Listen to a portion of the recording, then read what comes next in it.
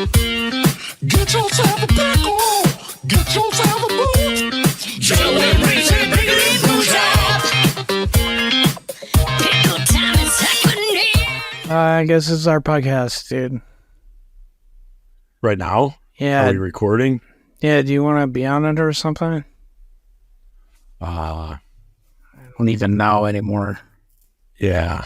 I mean, really. Just Actually, let me do this. I'll act like a little Popeye. Here's some spinach. Oh, good. This is happening that now. blue light. That cold, clean Canadian Pilsner.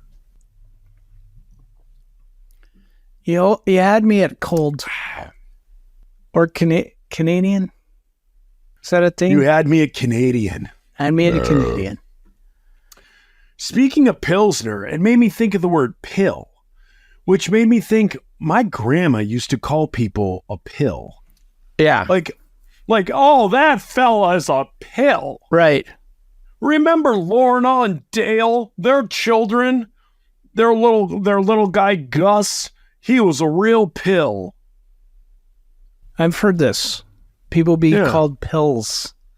Yeah. You know, and as a person that passes pills for a living, I'm incensed. Yeah. As a person I've that seen tries very to convince orangey. elderly people to take more pills, very incensed by this. Am I like orangey? You I feel seem like a I'm little orangey. Do I seem orangey? No, you seem good. It's just the lighting here. This lamp is Hey, Google. orangey. Turn on S1. There we go. How's that? Wow, it's very Star Trek-y. It'd look cool if I had all this crap out of there. Star Trek-y. Yes, sir. Yeah. I've decided I'm hanging up these 5-iron posters finally. Do it. I'm fine. I'm taking your advice, and I am Embracing. I'm Jean-Luc Picarding it instead of William Shatnering it. Instead of shatnering all over it, shatting all over it. I'm Picarding. No, I think you should. And I think I am very happy if this is truly the role that you have embraced, because you are not Reese Roper without 5-Iron Frenzy. And 5-Iron Frenzy is not 5-Iron Frenzy without Reese Roper. I could go with the against I don't the want to first sound statement, like but not the second.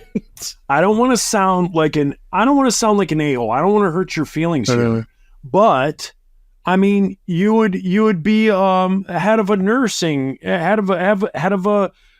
home nursing crew, and only those people in your crew would know who you were if it wasn't for 5-Iron. Without Like 5-Iron 5-Iron Frenzy, I would be an ophthalmologist. I'd be the head of ophthalmology of a large hospital. And no one would know who you were. You wouldn't have a creative outlet. Even though you hate it, you love it. A little bit of fame, a little bit of fortune, a little bit of creative outlet. And, you know, if you were just fixing people's feet every day. That's what an ophthalmologist does. So love it or hate it, you are who you are. So I'm glad you're starting to embrace it. Thanks, I am Gil. too.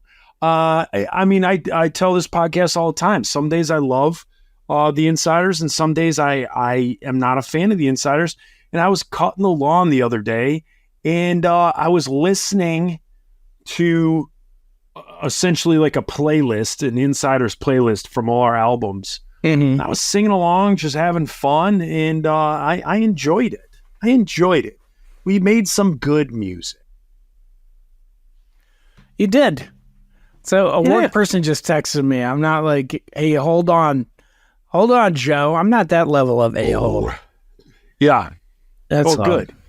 Now, this episode, have we started yet?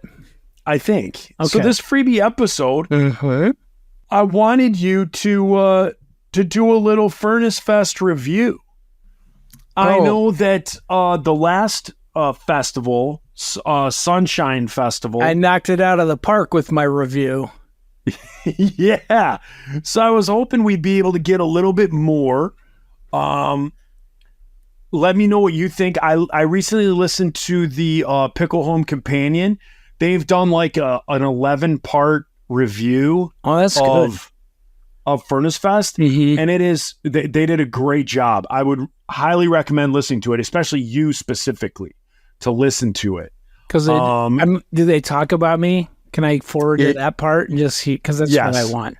Do you do that when you look at pictures of your band? You're like, "Where's me? Oh, that looks good. That's a good picture." Yeah. Sometimes I think everybody. That's does. a great picture of Brad. But yeah, then, see, I don't do that. I don't do the like, oh, that's a cool picture of Bram or Nate. Like, I don't care. I want to see mine. I feel so bad when I do it. Then I try and find good pictures of the other guys so I can be like, I don't, because it's human nature, right? Yeah. When on Facebook it pops up and it's like, oh, Dick Broadus just posted 34 pictures. Yeah. Do you go through 34 pictures of Dick Broadus's photos? I do have Brockididus. Yeah. He's a handsome man. Yeah, but if Dick was like, hey, I posted 34 photos of Furnace Fest and then it was like Pete Hutchinson, Jared Freese, Kevin and the Coog, old Petey Hutchie. Old Petey Hutchie. You know, and Joe Yerke, I'd click on it because I'd be like, all right, I want to see what photo, Dick posted of me. Mm-hmm. And I'd skip all the other guys. I just look for mine. Well, you guys did have a good photo, though, where you're all red solo cupping. Oh, that was fun. Yeah, that was a good photo. Yeah, the fellas, they kept trying to get me to come back there, and I was doing merch a lot of the fest, and I set it up. I got it there early, set it up, and then I did run merch for a little bit, but then the other guys came. A lot of the guys in the band came, and usually it's like pulling teeth to get people to do it, but I think the older we get, the more they're just like, hey man, I just want to sit. So yes, they like come and they'll do it. And I think they also feel guilty about it. So like I like Andy will get anxiety about having to work merch, and then he'll do it and you'll see it take about 5 minutes and then it clicks and then he's cool. He's cool talking to people and then like running the machines and stuff. But it's like, I think we all feel like that. You kind of are like, oh man, I don't want to do this. Like, this is like basically working retail. And, That's funny that you say that. That's funny. And then you do it. But I try to upsell. Yeah. Have you tried our blue jeans? We have our 90s, the high-waisted mom jeans. I'll throw in 8 pins for $100. You buy our leggings, our 5-hour frenzy leggings for $100, and we'll throw in this tote bag. Yeah. I super love it though when my kids come out, because Era is a cold, like she is a cold capitalist. She is a hustler. She will get in there. She gets tips because she's cute and she has glasses. She looks so cute. Then she hustles. You just described me, dude. Basically, if you were 9 and cuter and a girl. What about this? Does my daughter have a beard? That's it, Joe. That's it. Do that. Let's get your band back together. I wish I shared it with you like that. Let's get your band back together. Yeah. You're going to move some units. Yeah. So but you are right about the merch table. I love just sitting there because it gives me a place to sit. And here's the other thing. I always found it awkward to like just be walking around and then somebody like, are you the singer for the Insiders? You're like, yeah. And then you kind of have this like, you're kind of on your way somewhere, you're stopping, you don't know where to stop the conversation, if it's going good, if it's going bad, if it's weird, if it's normal. So I always, like the merch booth was always like, that table was always between you and them. Yeah. And then it was always a place where like, you're behind the table, so you're in the mindset of like, people are going to come up. And it's not just like you're hungry, you want to go grab something, someone's stopping to talk to you, and you're kind of taken off guard. you're there, you're ready for it. People can come chit chat while you're talking to someone. If conversations run a little long or it's run its course, somebody else might come up to the table. So that's what I always enjoyed. Yeah. I do like that too. My least favorite thing is the line of people I can't really talk to. And not that I don't like people or it just turns me off, but it's like I want to have a meaningful conversation. And you can't do that. You can't do that like when the club is shutting down and you're just like going through that line and being like, oh, okay, let's take a picture. And okay, what's your name? All right. I've sped mine up by remember in the old days, I didn't sign the autographs. Yeah. So now we talked about this. I write Justin Bieber on everything because I think he's the greatest Christian rock star right now. And I want people to think I'm him, or they can at least take it home and show it to their kids and they look cool. Yeah. But yeah, I don't like that. I like getting to the end where you can just like talk to people before they kick you out. Or if they do kick you out, go outside. I like that. Even if I'm exhausted, I feel like you do have some good conversations. You do get to meet people. And I think like the older I get, the more I really treasure that. Yes. So it's the first time in, the whole thing where I can like relax. I'm done with all the stress of having to sing or having to remember lyrics or, having to figure out if I'm going to jump off something during a certain song and break or whatever. your back. Yeah. So, yeah. So we got there, Sonny and Leonor got there, I think, when did we play? Saturday? We played Saturday. Yeah. Yes. They got there Thursday, I think. They came in. I don't know what Sonny did. Leonor is gregarious. She has a million friends. So she hung out with them, did a bunch of stuff. Her birthday was Friday, so she had a special birthday day. We all flew into Atlanta. It was... And boy, were your arms tired. Boy. Joe. Joe,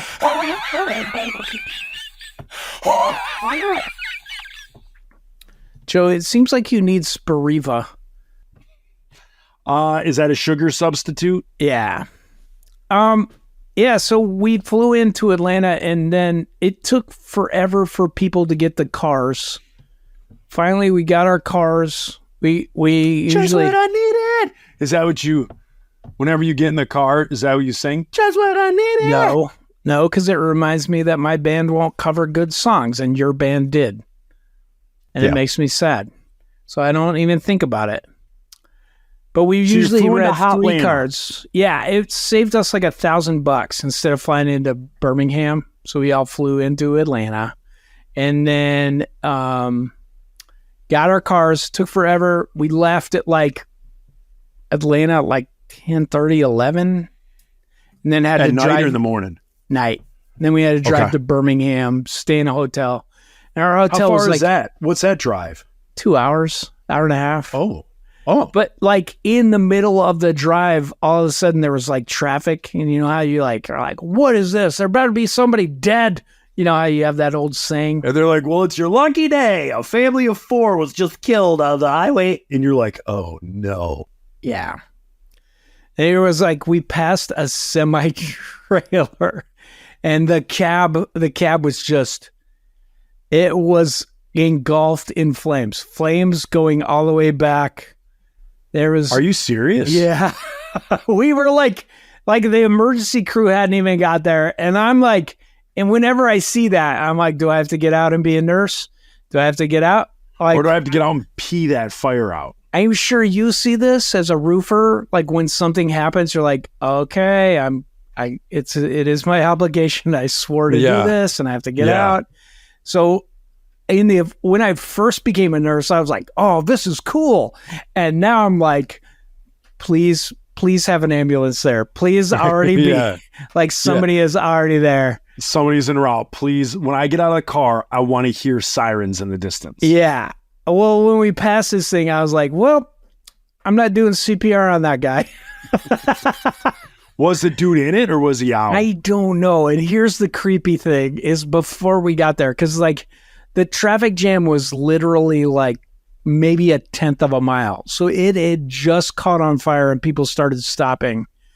There were two dudes running back. We were on a bridge and they were with flashlights looking over the side of the bridge. And we're like, that's weird. And then we see, is there a fire up there? Is something on fire? And then it's the truck. And we're like, what were they looking for? Did the guy jump out on fire?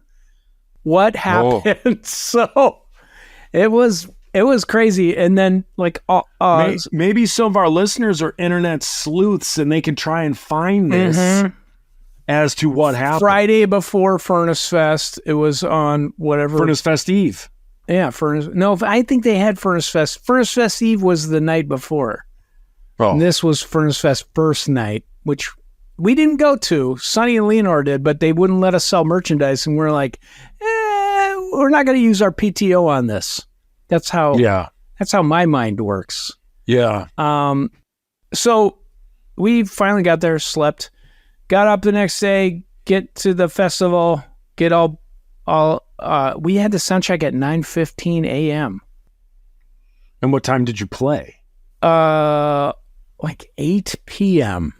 Oh. So we closed it out. We sound checked at like 8:15 8:15 a.m. and we played at like 8:30 a.m. That's what it was. If you want to know what you missed out on the Warped Tour, I wanna know the nightmare is across you, better that you came to me. You ought to know. thank you, Alanis. Yeah, if you want to know if you were like, I wish the Insiders got on the Warped Tour, that's what it would be like, except people also spitting in your food. That's what it was like for us. But yeah, so we all got up early, went, sound checked, and then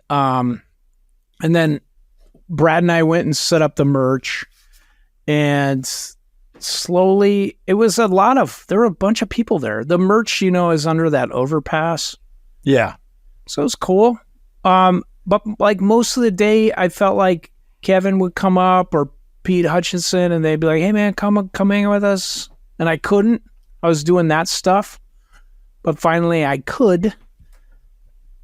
Then I went and had a beverage with those fellas in the parking lot. Pepsi.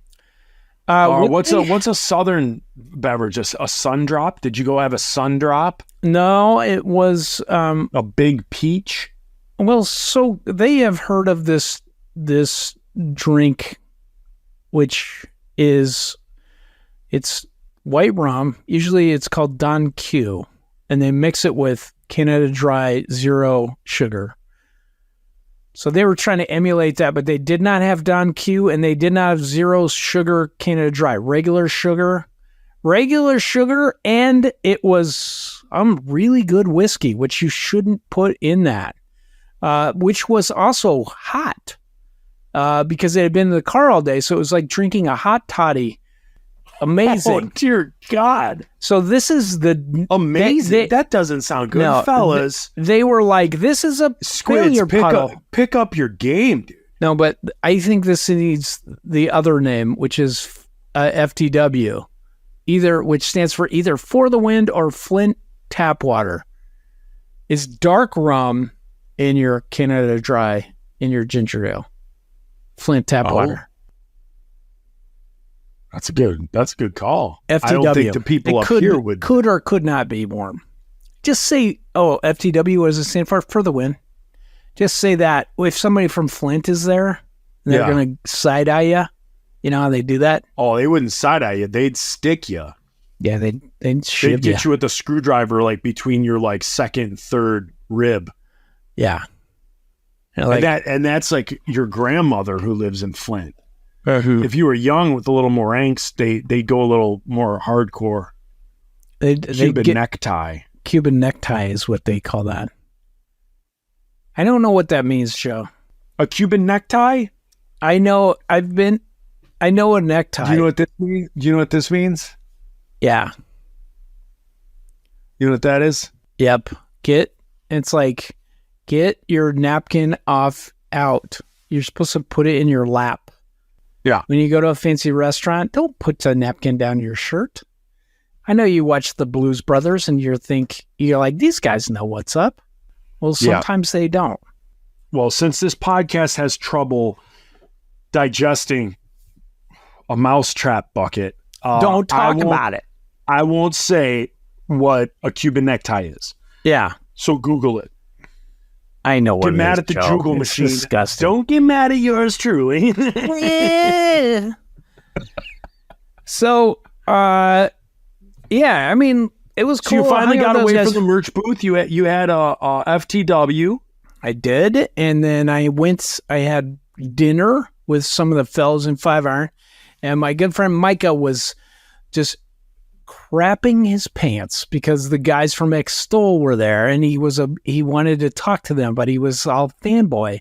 So I went over to them and I was like, "Hey, fellas, I'm Reese Roper. I'm from 5 Iron Frenzy." And they're like, "Oh, yes, we have heard of your band," because they're from Norway. Oh, And they I was were going to like, say India. yeah, that's a New Jersey accent, but that's the best I can do.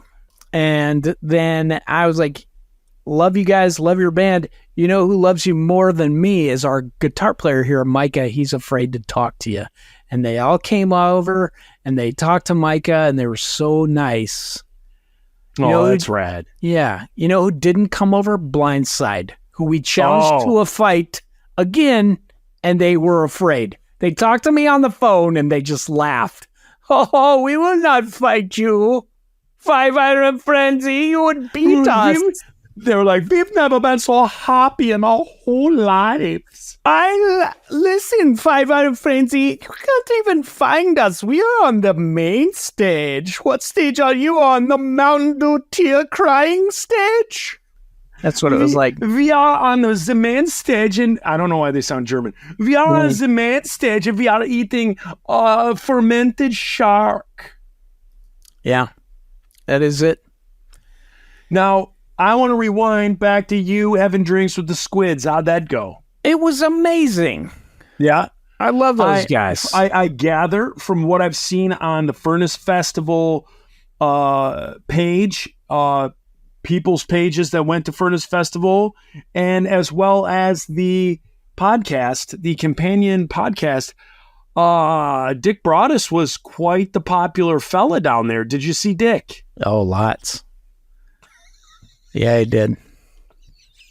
Especially at rest stops. I don't know if you haven't seen me, if you've seen this. I'm growing this beard out because I'm going to get a mustache, because I was like, as soon as I saw him, I was like, I need a mustache. That guy is so handsome. I have to do it. He does. He has that look that 100 people could try and do what he has. Yeah. But they would not be able to nail it. No, they would not. You need the jawline, the eyes. You need the hair, the glasses. He has 10 things going for him before you even get to the mustache. It's true. It's true. You know, like I couldn't just cut my beard and have and manicure a mustache like his and be like, hey, look at me, I'm like Dick Broadus. Wouldn't work. It would not. But maybe you should try. Have that GQ jaw. You have to have the vocabulary. Reese Roper, have you listened to any of the Pickle Home Companions? Have you heard the cadence by which Dick speaks and the vocabulary that young man has? Yeah. Yeah. To say he's a wordsmith doesn't even begin. It doesn't. I fail. My words to describe him fall short, guys. Yeah. I don't know. I feel like the Pickle Home Companion podcast is going to be a stepping stone for Dick. And like in 10 years, he's going to take over like Ryan Seacrest's job. And Probably. it's going to be like he started, or like Mike Rowe. Like Mike Rowe from Dirty Jobs does all the stuff, does all this narration for all these TV shows and stuff. He has a beautiful vocabulary, knows when to use words, all that stuff. I believe Dick is going to do that same thing. Yeah. Knows when to jump into a pile of steaming sewage. He knows those things. Yeah. So you hang out with the Squids, you see Extol at dinner. Yeah. Now what? Blindside. Again, guys, I cannot say how chicken they are without saying how chicken they are. Super afraid of fighting Five Iron Frenzy. They did not come to the fight or come to our show even. I don't know what they're doing. Probably playing their own show. Outnumbered. They are outnumbered 2-1. Yeah, but we have one, maybe 3 girls in my band.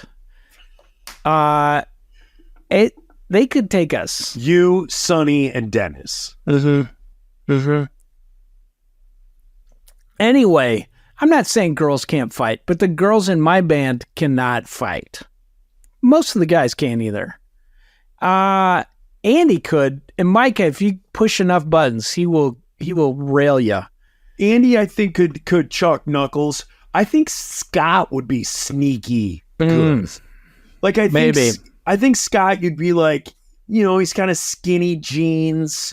Yeah. He kind of seems like a skinny jeans kind of guy. Real tight t-shirts. Yep. But then I feel like he could get some jabs in. I feel like I think with Scott, you'd be like, where'd that guy get the baseball bat wrapped in nails? Nails. Where did that come from? Yeah, in barbed wire. Yeah, comes out looking like Casey Jones from TMNT. Yeah, he would. So that happened, and I know you want to know what bands I saw. I saw NIV play about 3 songs because Jim Chaffin was playing drums for him. And I wanted to hang out with one of my musical heroes and one of the coolest guys ever, Brian Gray. So Brian, I first met because he was playing with Mortal when we played with him. We played with Mortal on the Prayer Chain, and Brian was there, and we had some sort of sampler which had this band Rocks in Pink Cement. And I just remember standing there talking to him about Mortal and like how cool we thought they were. And Keith just goes, "You're Brian Gray. You're the guy from Rocks in Pink Cement." And it was like the weirdest thing. Brian was like, "Oh my gosh, dude." What? But he is such a rad dude. He helped start The Blamed. He's been in all these bands. He's so cool. And it was so rad to see him. He had to, like, he underwent a normal medical procedure, and I think they had to like revive him on the table.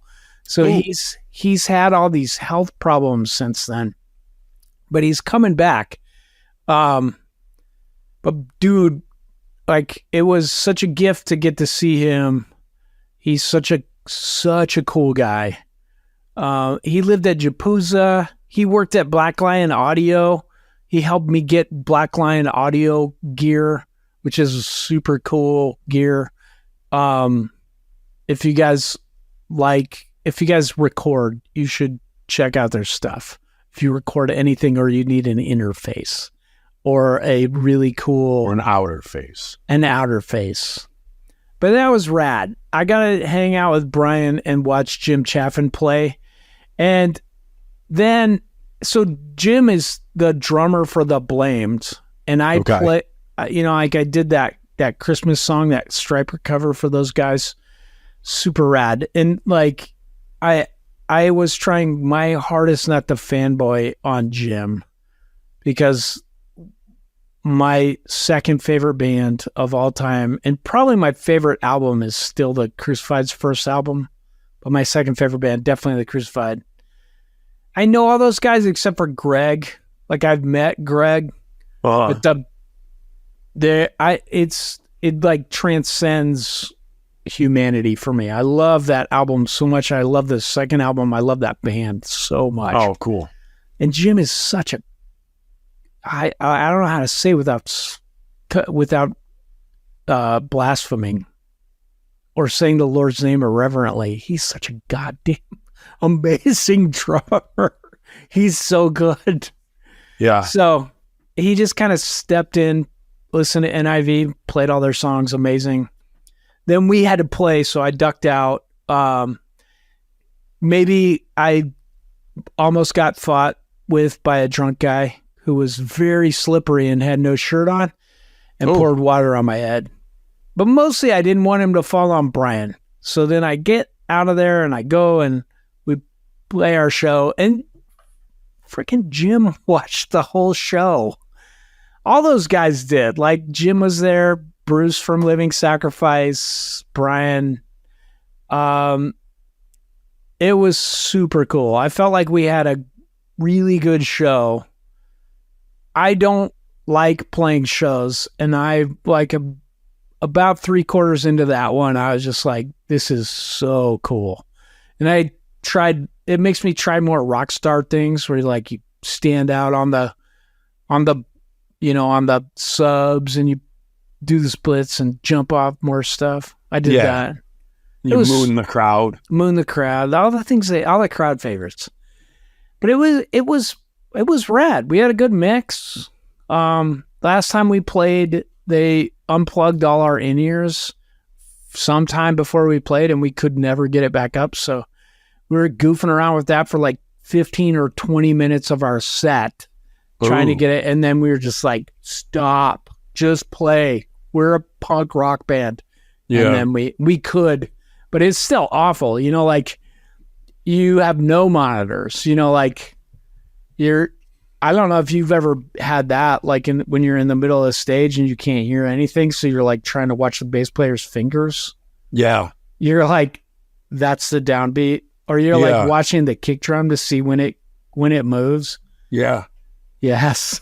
See, those are the times that I would commit the biggest sin in entertainment and turn my back to the audience. And I would literally just watch Nate play the drums. Yeah.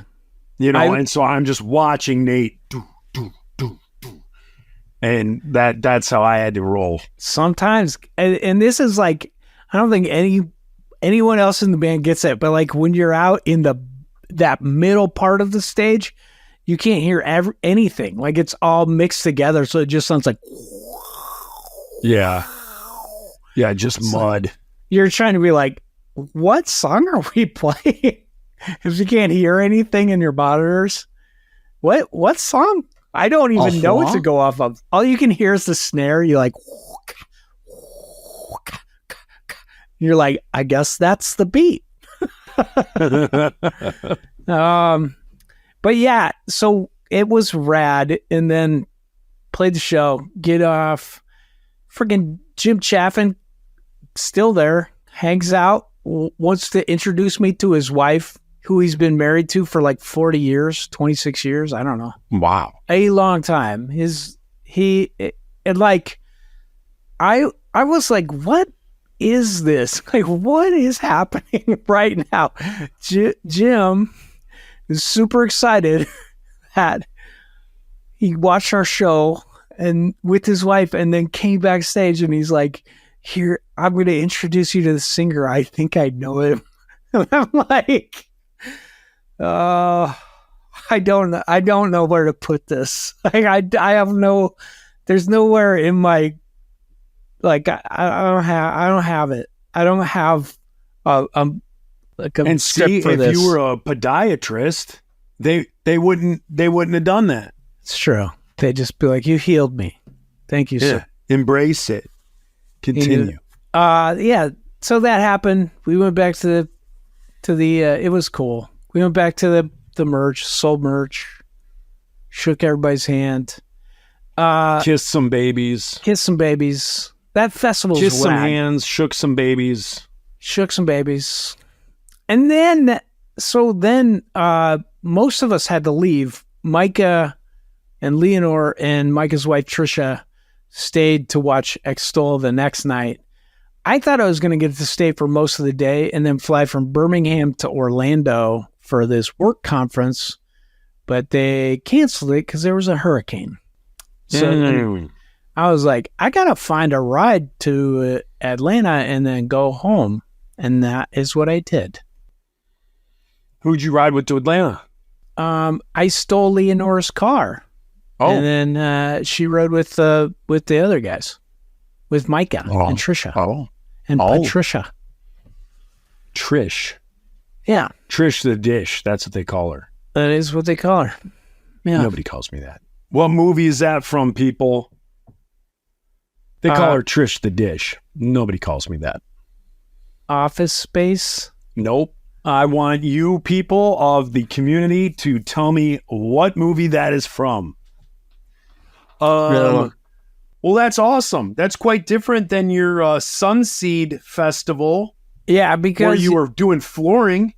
At least you were hanging out with people and you had a great time with individuals. I got ostracized by my podcasting co-host, and I don't want to have any more rifts between us. So I wrote down things about I didn't see any bands though, and I feel bad about that.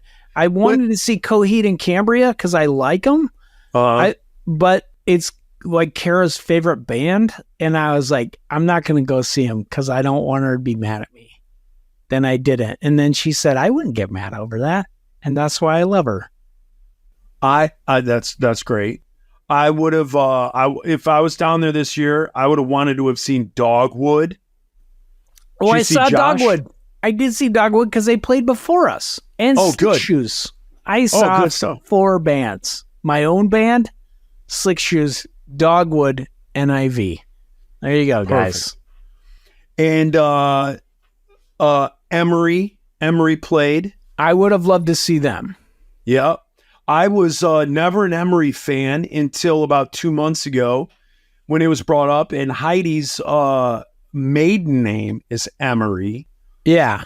And so I was like, oh, hey, do you know there's this band out there that has the same last name as you? And then we started listening to it, and I enjoy it. She can't stand it, but I love them. Yeah, there were some great bands, and it sucks that Furnace Festival is done. And, I thought it was a marketing ploy, and then the guys from Furnace Fest were at our show, and they came and they're like shaking our hands. They're like, thank you so much. I'm like, hey guys, you're faking this, right? And they're like, no. And they all got tattoos that had like it was like Furnace Fest, RIP, and then gravestone. So, you can get those removed. Yeah. Furnace or you Fest. have the insiders, the hand coming up out of the grave. Right. Like we did those shirts that said insiders. Yep. 1995 through like 2001. And then all of a sudden when we came back in 2005, it was like the hand coming out of the grave. Yep. It was a smart move to move it to October because it's not so hot in Birmingham. Yeah. Yep. Yeah, for sure. Yeah. What is the reason why they aren't doing it anymore? Or I think there's like years where it's not financially viable. So they'll have years where like they won't sell a couple. So they did it like 4 years on this run. And he said like 2 of those times they were having to sell next year's tickets to pay for what they owed for the last year. Like they were taking out second mortgages on their homes and all that stuff. I super get that. I just think like the city of Birmingham should see that as a thing they should invest in. Culturally, I think they should just be like, look, we'll bankroll this. We'll let you guys run it. We'll pay you a salary.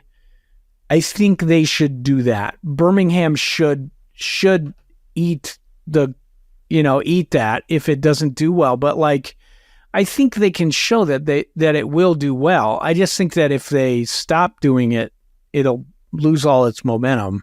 Yeah.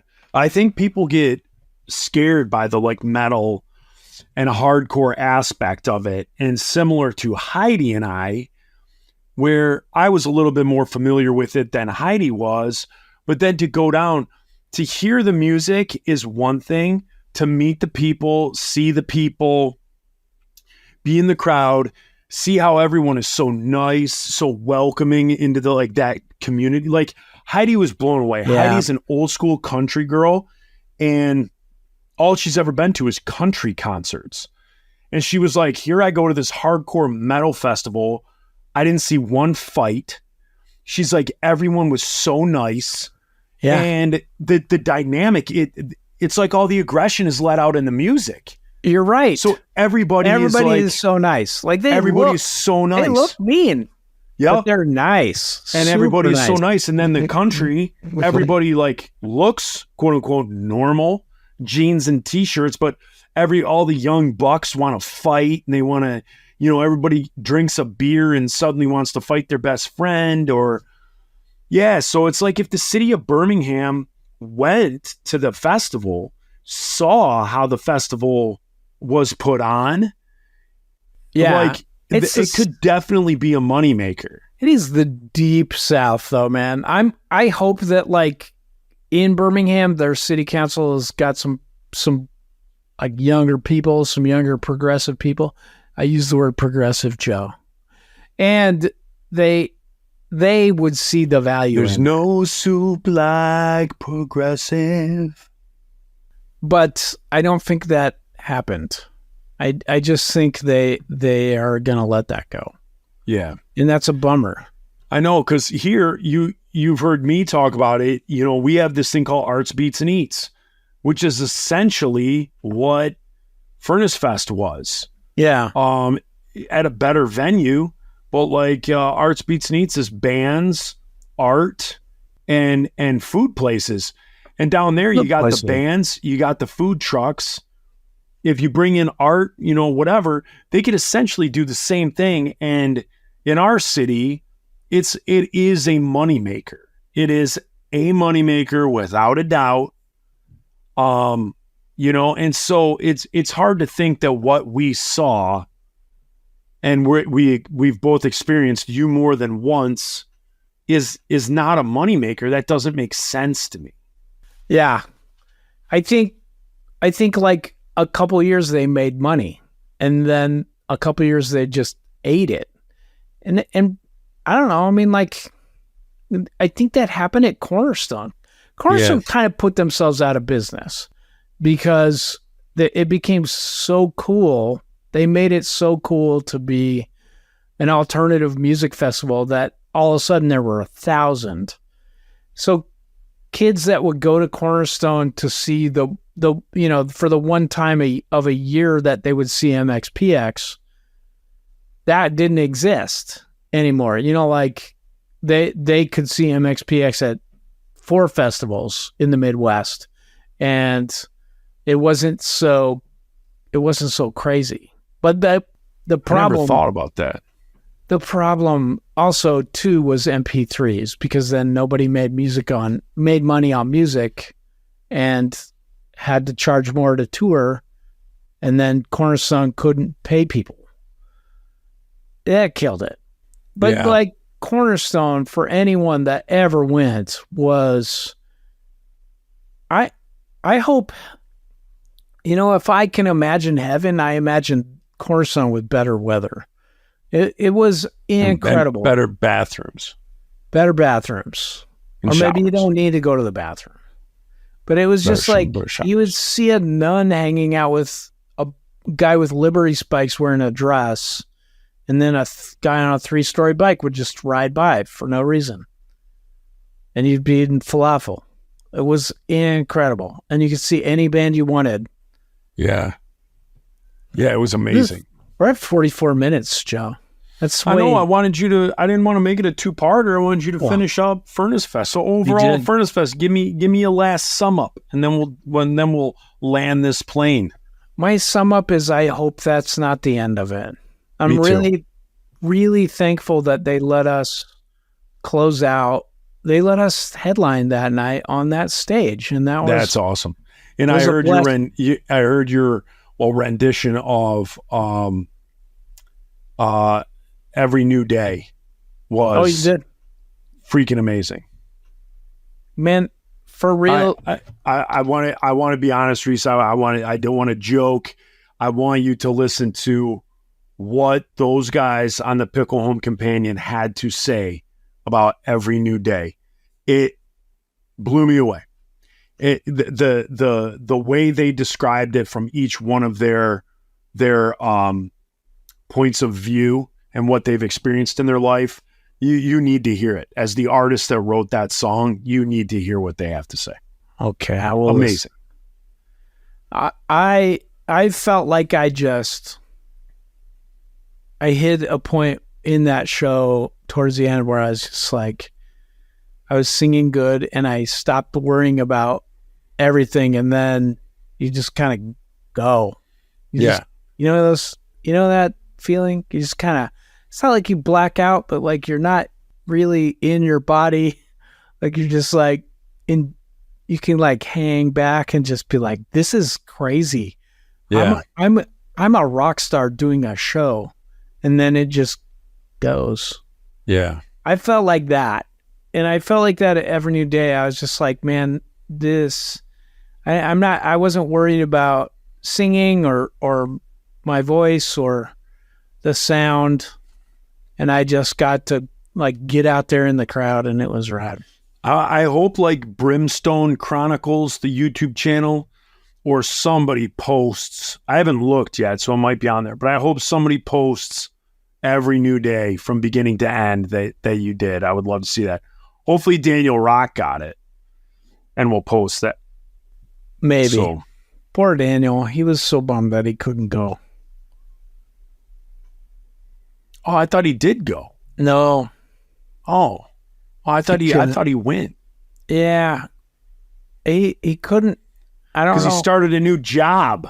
That's why. That's Poor- why. Poor Daniel. Sorry, dude. Sorry, Daniel. All right. I hope a good concession is you get to edit our podcast. So Yeah. you didn't Yeah. get to go to Furnace Fest, but you get to edit this. And you had to talk to me for an hour because Joe was Yeah. And that was good. doing whatever they He were should doing be on here Anyway. more often because he's a good like setup guy, a good question guy. Yeah. It was good. All right, well, let's call this quits. Let's do a Patreon and let's GTFO. All right. Love you guys. Piece of pizza. Thanks for the squids. Pickle time. Put that pickle in your pants. Get some booze inside your hands. Put that pickle in your pants. Get some booze inside your hands. 1996, we